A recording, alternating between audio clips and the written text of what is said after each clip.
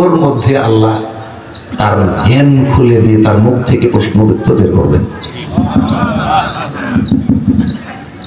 আমি আপনাকে বলতে চেয়েছি যে কবরের ভিতরে আপনার প্রশ্নের জবাব আপনাকেই দিতে হবে।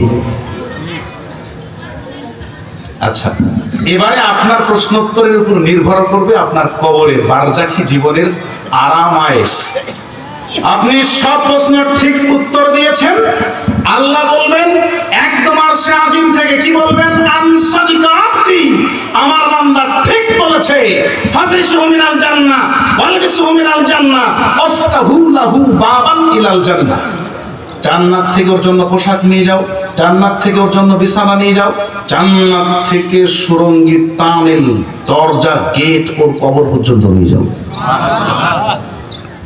আর যদি উত্তর না হয় হা হা লা আদরি, আমি জানি না বিষয়, আল্লাহ বলবেন আন কাজিবা আব্দি, আমার বান্দা মিথ্যুক, এ ছিল মিথ্যা কথা বলেছে। অতএব ফাফরিসুহু মিনান নার ওয়ালবিসুহু মিনান নার ওয়াফতাহু লাহু বাবান ইলান নার, জাহান্নাম থেকে পোশাক নিয়ে যাও, জাহান্নাম থেকে বিছানা নিয়ে যাও, জাহান্নাম থেকে সুরঙ্গি টানেল দরজা ওর কবর পর্যন্ত নিয়ে যাও। ইলা ইয়াউমাল কিয়ামা, কিয়ামত পর্যন্ত এটা চলমান। তার মানে কবর থেকেই জান্নাত জাহান্নাম নির্ধারণ হয়ে যাবে। তাহলে সেখানে আপনার প্রশ্নোত্তর দিয়ে আমার প্রশ্নোত্তর দিয়ে বাঁচতে হবে, জান্নাত জাহান্নাম নির্ধারণও করতে হবে আমার প্রশ্নোত্তর দিয়েই। কথা বুঝতে পেরেছেন? এবার এখানে বলেন দেখি আমাকে কে কে এখানে সহযোগিতা করতে পারে? কে করতে পারে এখানে? পারবে?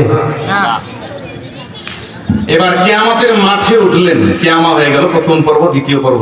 দ্বিতীয় পর্বে হাসরের ময়দানে বিচার, আপনার আমলনামা এরকম পেশ করা হবে। আল্লাহ বলছেন সূরা ইসরা বা বানি ইসরাইল যেটা আমরা বলি, সেই সূরার 13 এবং 14 নম্বর আয়াত। কুল্লু ইনসানিন আলজামনাহু তায়রাহু ফি উনুকিহি ওয়া নুখরিজু লাহু ইয়াওমাল কিয়ামা কিতাবান ইয়ালকাহু মানশুরা। প্রত্যেকটা মানুষের গলায় একটা আমলনামা আমি ঝুলিয়ে দিয়েছি, এই আমলনামায় তার জীবনের সমস্ত কৃতকর্ম রেকর্ড হচ্ছে।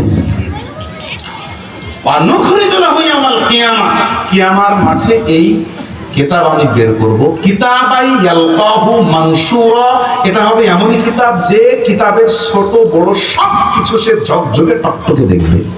কেমন? আমাইয়া আমাল মিসকালা জাররাতিন খায়রান ইয়ারা ওয়া মাইয়া আমাল মিসকালা জাররাতিন শাররান ইয়ারা। সূরা জিলজাল আয়াত নাম্বার 9-10।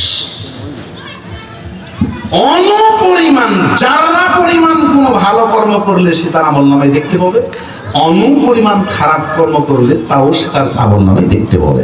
তো আমলনামা যেটা আমার আপনার গলায় এখনো ঝোলানো আছে।